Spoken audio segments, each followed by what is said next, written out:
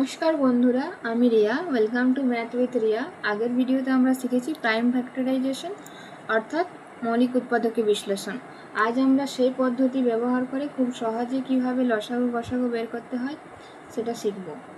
তাহলে চলো শুরু করা যাক। তো তার আগে কিছু রুল আছে, তো সেগুলো হলো এইচসিএফ বের করার সময় শুধুমাত্র কমন প্রাইম ফ্যাক্টর নেওয়া হয় এবং তাদের মধ্যে ছোট সূচক নেওয়া হয়। আর এলসিএম বের করার সময় সব প্রাইম ফ্যাক্টরস নেওয়া হয় এবং প্রতিটি প্রাইম ফ্যাক্টরসের বড় সূচক নেওয়া হয়। চলো করে দেখা যাক কেমনভাবে হয়। প্রথমে 24-এর প্রাইম ফ্যাক্টরাইজেশন করব।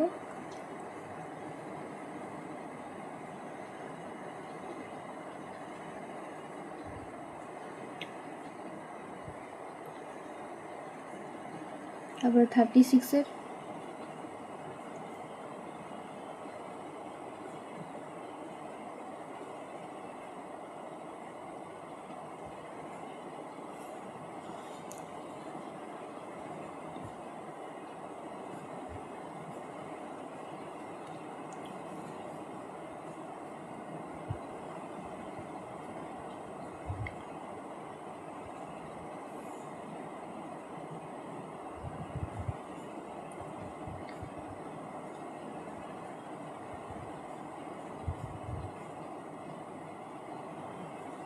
এবারে আমরা বার করব এইচসিএফ। এইচসিএফের রুলে আমরা কি দেখলাম যে যেটা কমন ফ্যাক্টর সেগুলো নেব। এখানের মধ্যে কমন ফ্যাক্টর হচ্ছে 2 আর 3 দুটাই আছে দুটোর মধ্যে, এবং 2ও নিলাম এবং 3ও নিলাম, এবং তাদের মধ্যে যে সবচেয়ে ছোট সূচক সেটা নেব। এখানে 3 সবচেয়ে ছোট সূচক 1, তাহলে 1, আর 2 এর সবচেয়ে ছোট সূচক 2, তাহলে 2 নিলাম। এবার এটা গুণ করব। এবার এলসিএম বার করব। এলসিএম এর আমরা কি নিয়ম দেখলাম যে সব ফ্যাক্টরই নেব, কমন হোক বা না হোক। তো এখানে 2 আর 3 নিলাম, আর সবচেয়ে বড় সূচক সেটা নেব। 2 এর বড় সূচক 3 আর 3 এর বড় সূচক 2, তাহলে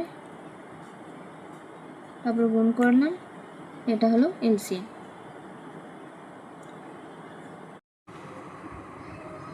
চলো তাহলে আরেকটা এক্সাম্পল দেখা যাক। 18 ও 30-এর মধ্যে লসাগু ও গসাগু নির্ণয় করো। প্রথমে 18 ও 30-এর প্রাইম ফ্যাক্টরাইজেশন বা মৌলিক উৎপাদক বিশ্লেষণ করব।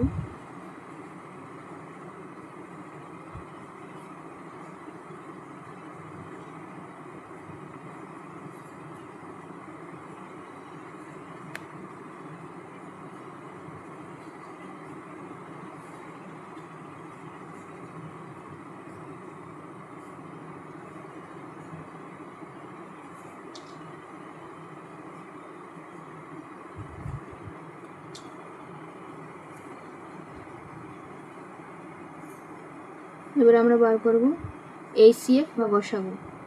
এইচসিএফ এর কি রুল দেখলাম যে যেগুলো কমন ফ্যাক্টর সেগুলো নেব।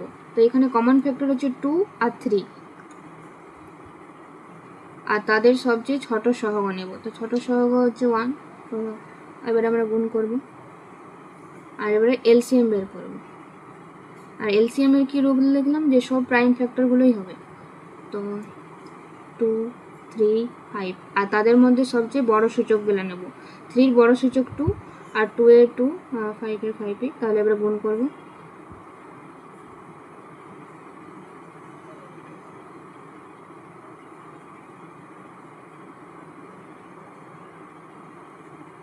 আজকের ভিডিওটা এই পর্যন্তই। আশা করি আজকের ভিডিওটি তোমাদের ভালো লেগেছে।